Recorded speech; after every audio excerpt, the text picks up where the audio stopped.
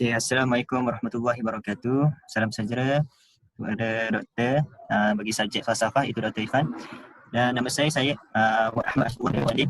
Nombor ID PB19007. Okay, pada hari ini saya akan membentangkan tentang tajuk sikap warga Malaysia apabila dilanda COVID-19. Pada tahun ini seluruh dunia dikabarkan dengan wabak COVID-19 yang melanda yang berpunca daripada negara China di ibu wilayah Hubei, Wuhan. Ia dikesan pada pertengahan Disember 2019. Dan untuk pengetahuan semua, penyakit ini penyakit yang seperti influenza ia merebak melalui pernafasan daripada batuk dan bersin. Selain itu juga ia mampu disebarkan juga melalui sentuhan. Dan masa untuk pendedahan dan permulaan gejala COVID-19 biasanya 5 hari atau kemungkinan 2 hingga 14 hari. Dan sebab itu akan diketahui gejala yang mungkin akan berlaku demam, batuk dan sesak nafas. Dan di Malaysia, kes di Malaysia semakin hari semakin meningkat dan jumlah kematian juga telah berlaku dari hari demi hari, dan banyak langkah-langkah yang telah dilakukan oleh kerajaan untuk mengurangkan jumlah kes penyakit COVID-19 ini. Dan arahan perintah pelaksanaan perintah kawalan pergerakan juga dilakukan bagi menghadkan segala pergerakan rakyat di Malaysia ini untuk mengurangkan kes yang kian melanda negara kita. Seterusnya saya serahkan kepada rakan saya. Assalamualaikum warahmatullahi wabarakatuh dan salam sejahtera. Jadi seperti yang sudah maklum daripada kawan saya yang sebelum ini, pada hari ini kami akan membentangkan tentang tugasan falsafah kami yang bertajuk sikap warga Malaysia terhadap ancaman COVID-19. Jadi sebelum saya memulakan pembentangan saya, pepatah Melayu ada mengatakan tak kenal maka tak cinta. Jadi eloklah saya memperkenalkan diri saya. Saya Muhammad Saiful bin Omar Ali, nombor metrik PH19023 daripada kos teknologi kejuruteraan mechanical petroleum.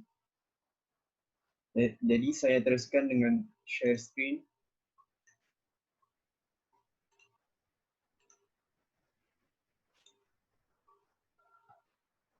Ini merupakan tajuk kami iaitu sikap warga Malaysia terhadap ancaman COVID-19. Jadi saya diberi tugasan daripada ahli kumpulan saya iaitu pada bahagian sikap positif. Jadi setelah perbincangan antara kami semua, kami memilih sikap positif iaitu bersikap lebih bertanggungjawab dan berwaspada. Jadi pada sebab-sebab wujudnya sikap tanggungjawab dan berwaspada ancaman COVID-19 sepanjang ancaman COVID-19 ni, saya ada 3 isi seperti yang tertera dalam slide yang saya share ini, iaitu yang pertama, sebab berlakunya kerana adanya kerisauan terhadap ancaman daripada pandemik COVID-19. Seperti mana yang kita tahu bahawa penyakit ini merupakan penyakit yang baru dijumpai pada tahun lalu lagi, yang berasal daripada China seperti yang disebutkan daripada kawan saya. Jadi bila mana adanya COVID ni, kita akan ada kerisauan terhadap ancaman. Terusnya akan wujudnya sikap tanggungjawab dan berwaspada bagi mengelakkan penyakit ini berada pada diri kita, kena pada diri kita. Jadi kita kena elakkan dengan wujudnya sikap tanggungjawab dan berwaspada. Seterusnya adanya prosedur standar SOP yang diwujudkan oleh kerajaan dalam setiap aspek. Jadi orang ramai ini wujud tanggungjawab dan berwaspada ini adalah kerana peranan kerajaan yang dimainkan dengan mewujudkan SOP dalam setiap aspek, seperti dalam aspek pembelian barang di pusat beli belah, dalam waktu kerja seharian dan sebagainya lagi. Seterusnya adalah kerana kita mewujudkan sikap tanggungjawab ini adalah kerana untuk memutuskan rangkaian pandemik COVID-19 di negara Malaysia. Jadi seperti mana yang kita telah update pada baru-baru ini, negara Malaysia merupakan antara negara yang tercepat untuk menangani wabak COVID-19 ini. Bila mana wujudnya sikap tanggungjawab dan berwaspada dalam diri masyarakat, kita akan lebih senang untuk memutuskan rangkaian pandemik COVID-19 di negara kita. Terusnya saya akan beralih kepada kesan-kesan daripada sikap tanggungjawab dan berwaspada dalam kalangan rakyat Malaysia. Yang pertama adalah wujudnya masyarakat yang mengasihi diri sendiri dan orang di sekeliling. Bila mana kita ada wujud sikap tanggungjawab ni, kita akan mengasihi diri kita, orang sekeliling kita, ahli keluarga kita. Seterusnya masyarakat kita akan hidup dengan aman dan sejahtera dan bebas daripada wabak penyakit ini. Yang kedua adalah kehidupan masyarakat lebih menitik beratkan kesihatan diri. Ini adalah kerana kita mengetahui bahawa COVID-19 ni boleh membawa maut.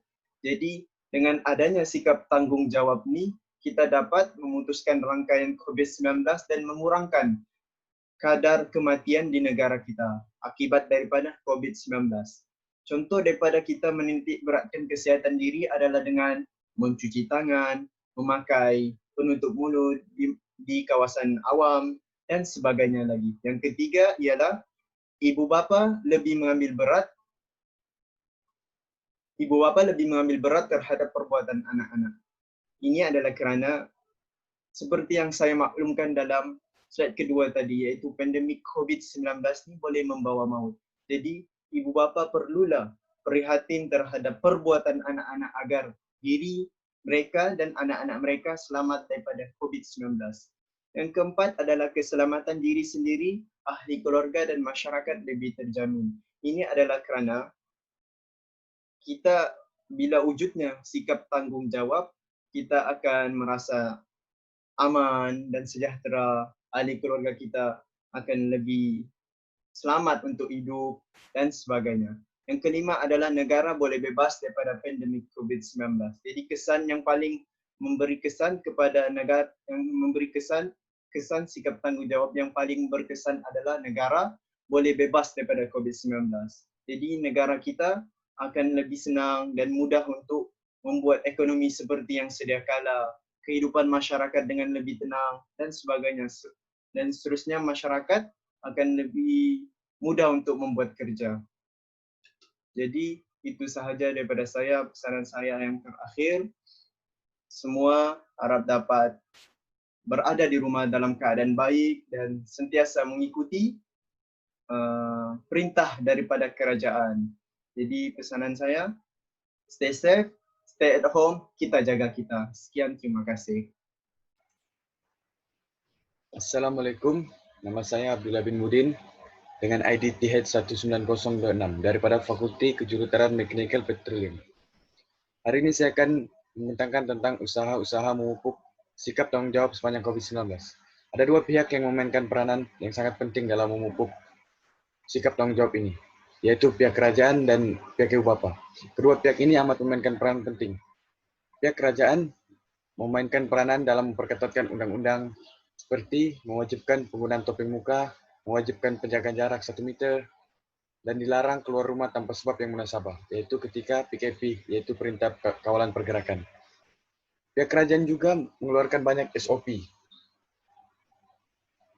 mengikut kesesuaian harian dan keadaan tertentu.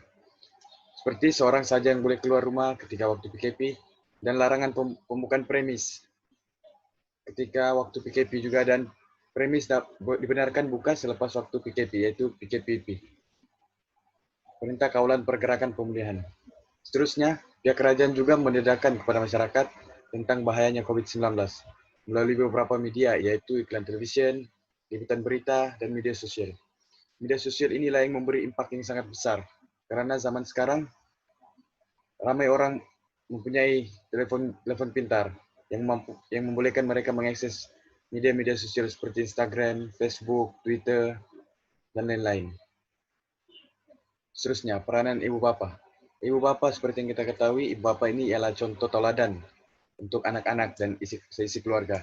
Oleh itu, untuk menjadi contoh yang terbaik sepanjang PKP ini, sepanjang wabah COVID-19, ibu bapa perlulah mengelakkan bersalaman dengan orang lain dan kerap mencuci tangan serta mandi. Hal ini akan menimbulkan rasa yang berimpact positif kepada anak-anak. Sebagai contohnya, bila ibu bapa mereka tidak bersalaman dengan orang lain, maka mereka pun tidak bersalaman dengan orang lain. Hal itu akan membantu kita untuk memutuskan rangkaian COVID-19 ini. Selain itu, ibu bapa juga perlu menyediakan keperluan kebersihan seperti sabun, topeng muka, dan hand sanitizer. Hal ini amat penting bagi memastikan kebersihan dan keselamatan seluruh ahli keluarga. Ibu bapa juga perlu mengawal pergerakan keluar rumah setiap ahli keluarga. Tidak membenarkan anak-anak untuk lepak merata-rata untuk keluar tanpa alasan yang munasabah, dan memastikan setiap anak-anak stay at home ataupun berada dalam rumah setiap masa. Selain itu, ibu bapa juga perlu memberitahu ahli keluarga tentang bahayanya COVID-19. Seperti yang kita tahu, COVID-19 ini ialah satu wabak yang boleh membunuh dan telah menjatuhkan banyak negara di dunia ini. Ibu bapa juga tidak membolehkan semua ahli keluarga berkunjung ke rumah jiran atau saudara mara, serta tidak boleh menerima tetamu sepanjang wabak COVID-19 ini. Karena jika mereka berkunjung atau menerima tetamu, kemungkinan besar untuk mereka terjangkit dengan COVID-19 ini akan lebih besar. Karena COVID-19 ini berjangkit melalui sentuhan. Oleh itu, ibu bapa perlu mengawal setiap gerak-gerik ahli keluarga dalam rumah.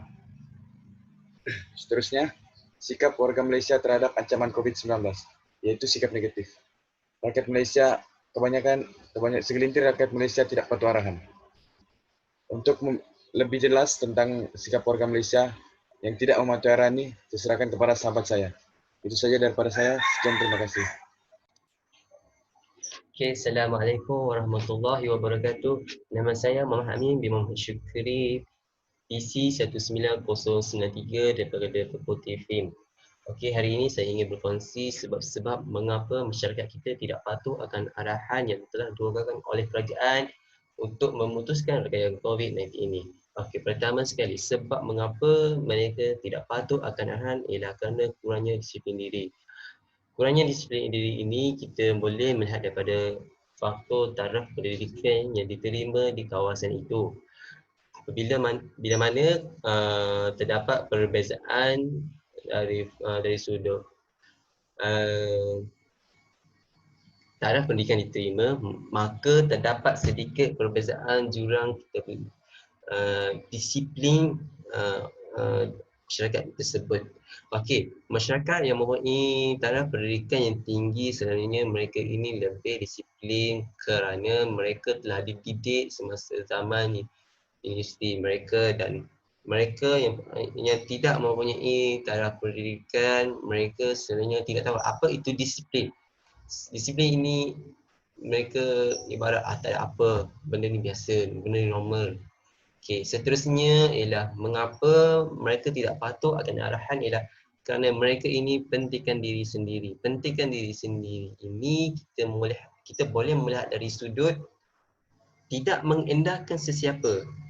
Mereka falsafah diri mereka dia cakap orang lain yang kena COVID, aku tak kena. Itu telah menunjukkan mereka ni sangat pentingkan diri sendiri.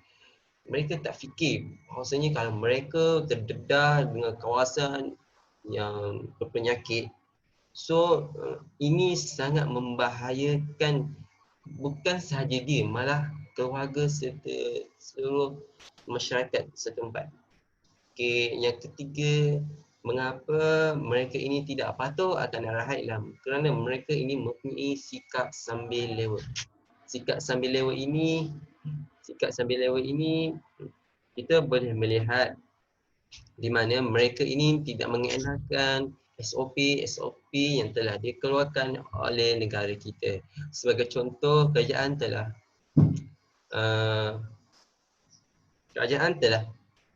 mengeluarkan SOP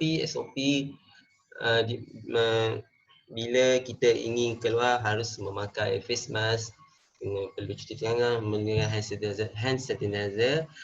Hal ini kerana benda kuman itu boleh kita elak bila mana kita menjaga kesihatan kita dan tidak terdedah kepada sekeliling. Okey, sekian saja dari saya. Terima kasih. Assalamualaikum, saya Izwan Hakim Abdul Tahir, membuat LDTH 1932. Hari ini saya akan menerangkan kesan-kesan tidak mematuhi arahan semasa COVID-19. Yang pertama, menjadi kes COVID-19 meningkat. Hal ini kita dapat lihat semasa mula-mula Perintah Kawalan berkurung di mana semua rakyat Malaysia panik tentang kes COVID-19 yang telah dilanda Malaysia. Kita dapat lihat sebagai contoh semasa 18 hari bulan 3 hari itu di mana di TBS ramai manusia rakyat Malaysia berkumpul di sana kerana mereka ingin pulang ke kampung sedangkan mereka dihalang merentas negeri atau keluar di mana tempat mereka tinggal. Yang kedua, kegiatan dari segi pendidikan ditangguhkan. Kita dapat lihat di mana sekolah, universiti, tadika semua ditutup kerana kes COVID-19 ini meningkat kerana ramai orang melanggar peraturan semasa COVID-19. Yang kedua, negara akan mengalami kerugian dari segi. Yang ketiga, negara akan mengalami kerugian semasa COVID-19. Kita dapat lihat negara Malaysia kehilangan banyak duit. Seperti yang dimaklumkan beberapa hari lepas, negara kita baru kehilangan kerugian sebanyak 45 bilion dalam sektor pelancongan. Yang keempat dan yang terakhir, kesan-kesannya adalah sukar melakukan aktiviti harian.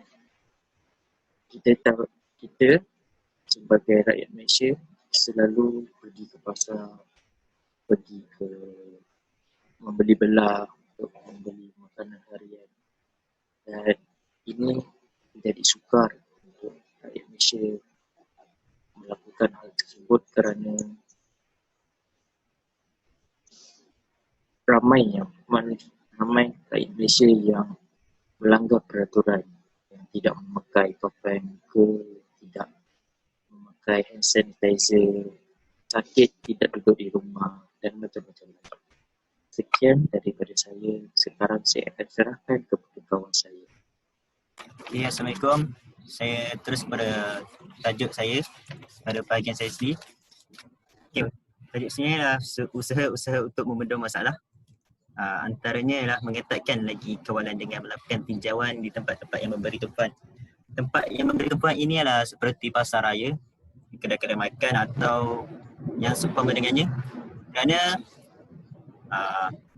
kemungkinan akan berlaku, mungkin akan jadi COVID-19 akan mungkin merebak makin ramai, menjangkiti orang ramai, dan meningkatkan lagi kes yang berlaku di Malaysia. Pihak kerajaan bolehlah mengerahkan anggota kuasa yang bertanggungjawab untuk menetapkan lagi kawalan dengan melakukan tinjauan di tempat-tempat berikut. Seterusnya ialah memperkasakan undang-undang lebih berkesan kepada kesalahan-kesalahan kecil. Kerana kita lihat kesalahan kecil ini seperti yang berlaku pada zaman sekarang, orang awam mengejek atau memaki hamun pihak berkuasa yang menjalankan tugas. Dan kesalahan kecil selain itu, mereka perlu didakwa atau dikenakan undang-undang yang patut untuk menyedarkan diri mereka. Seterusnya, menyampaikan pesanan atau nasihat melalui media sosial. Ni antara adalah cara yang paling yang mudah untuk dilakukan. Kerana menyampaikan melalui media sosial ini adalah kerana kita berada di zaman teknologi di mana semua menggunakan handset atau laptop atau sebagainya dan melayari laman web seperti Facebook, Instagram atau laman Twitter, bolehlah menyampaikan pesanan atau nasihat untuk menyediakan diri mereka, untuk mereka lebih memahami atau terbuka untuk mengikut arahan kerajaan, memahami lagi tindakan kerajaan lakukan, perintah pegawai pergerakan lah contohnya. Dan seterusnya, bagi akhir sekali, kesimpulan yang dapat kami simpulkan adalah sikap rakyat akan menentukan hala tuju negara sendiri dalam menangani krisis isu COVID-19 yang melanda. Jadi sikap rakyat akan memudahkan kerja-kerja kerajaan dalam menangani isu ini. Dan seterusnya, masyarakat dapat memahami tujuan kerajaan melaksanakan arahan perintah pegawai pergerakan dan mengikuti segala apa yang telah dilaksanakan. Dan masyarakat akan lebih disiplin dan mengikut arahan yang telah dilaksanakan dan menjadi contoh kepada negara lain. Dan last sekali, masyarakat juga mesti lebih jana dengan isu yang melibatkan perkara yang serius seperti yang berlaku sekarang itu COVID-19, kerana ini bukan perkara melibatkan dengan nyawa dan orang ramai sendiri. Jadi itu saja pada saya. Terima kasih.